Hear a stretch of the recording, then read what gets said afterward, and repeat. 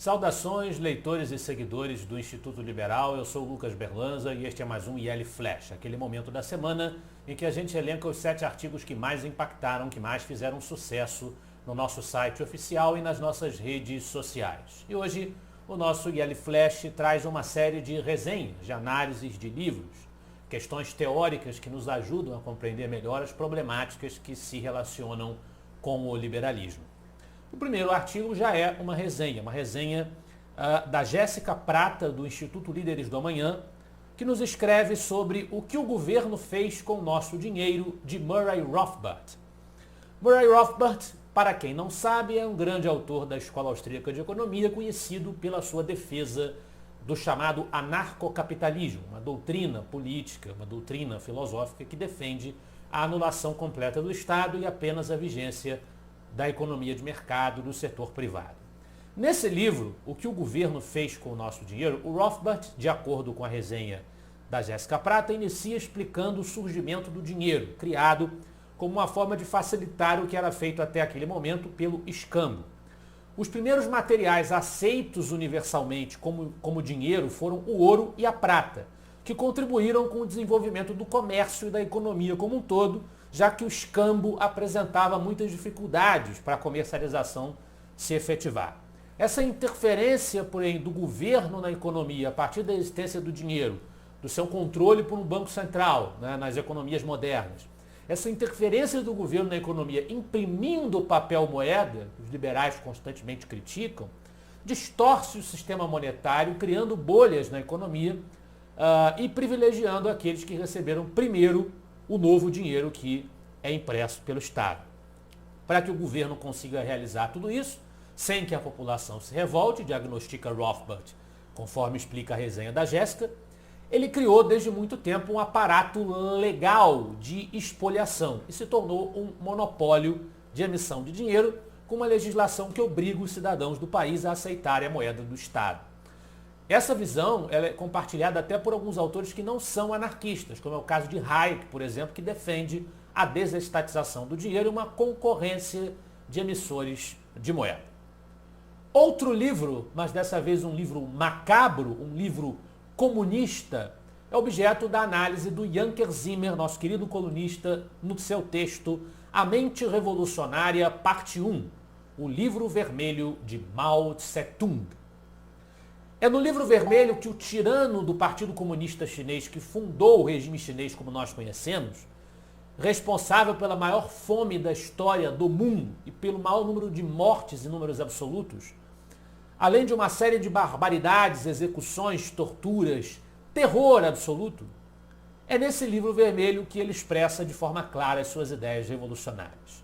O livro vermelho de Mao Tse-tung, diz-nos Yanker Zimmer, permite compreender o pensamento revolucionário e totalitário do socialismo, tal como ele foi lido e reproduzido na China, que arrasou e arrasa nações no mundo desde a Revolução dos Bolcheviques em 1917, a famigerada Revolução Russa.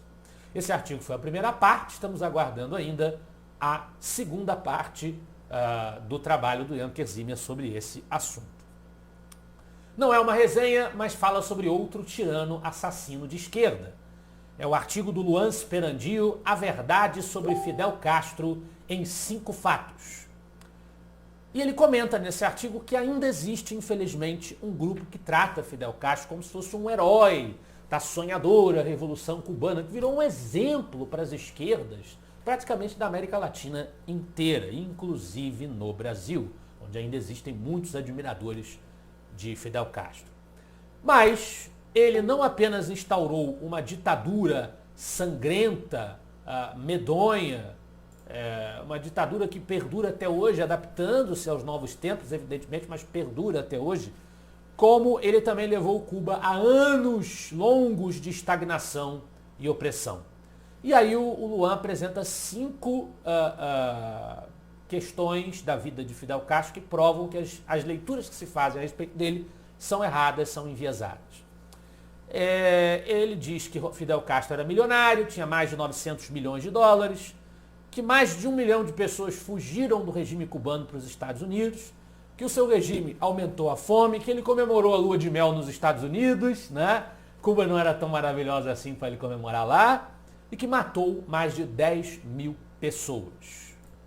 Na sequência, voltamos a falar de um livro, dessa vez um livro lançado em parceria pelo Instituto Liberal e a editora Almedina, Edições 70. É um artigo de minha autoria, que é uma resenha desse livro. O capitalismo não é o problema, é a solução, o peso das evidências. Este é o livro do historiador alemão Rainer Zittermann, um belíssimo lançamento da editora Almedina, Edições 70, em parceria com o Instituto Liberal. Nosso selo IL está aqui. Nos últimos tempos nós temos lançado, o Instituto Liberal tem lançado livros com seu selo, que são apoiados pelo Instituto de alguma maneira, na sua elaboração, na sua tradução, na sua organização, na sua redação. E este livro do historiador alemão Rainer Zittermann foi traduzido com o apoio do Instituto Liberal, está aqui para vocês conhecerem. O meu artigo resenha o livro, que é um livro que passeia pelo mundo, né? Na verdade, o título completo, o capitalismo não é o problema, é a solução, é uma viagem pela história recente através de 5 continentes. Por quê? Porque ele realmente passeia pelo planeta para mostrar os sucessos do capitalismo e os insucessos de todos os sistemas pretensamente econômicos que se apresentam como alternativa. Então, confiram o livro, adquiram os links para comprar, estão no site do Instituto Liberal, na seção de livros, de publicações que nós temos no nosso menu, mas, evidentemente, podem ser encontrados exemplares, podem ser comprados no site da própria editora Almedina e nas principais livrarias virtuais você consegue encontrar e comprar, adquirir esse livro. Também uma resenha de livro de autoria do Luan Sperandio, Fatos e Falácias da Economia, segundo Thomas Sowell.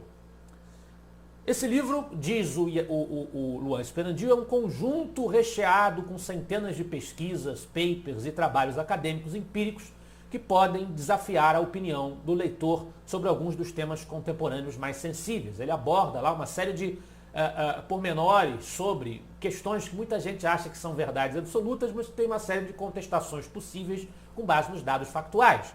Né? Por exemplo, o fato de que as mulheres seriam discriminadas no seu emprego por serem mulheres tão somente, isso justificaria a diferença de salários, entre outras argumentações que o Luan vai rebatendo uma a uma que o Thomas Sowell, vai rebatendo uma a uma no seu livro, e o Luan transcreve de forma sintética o conteúdo desse livro no seu artigo. Próximo texto não é uma resenha, mas fala de um grande pensador e personagem brasileiro, de João Luiz Mauad, A Sabedoria de Roberto Campos. Roberto de Oliveira Campos, mato-grossense, que faria 105 anos neste mês de abril.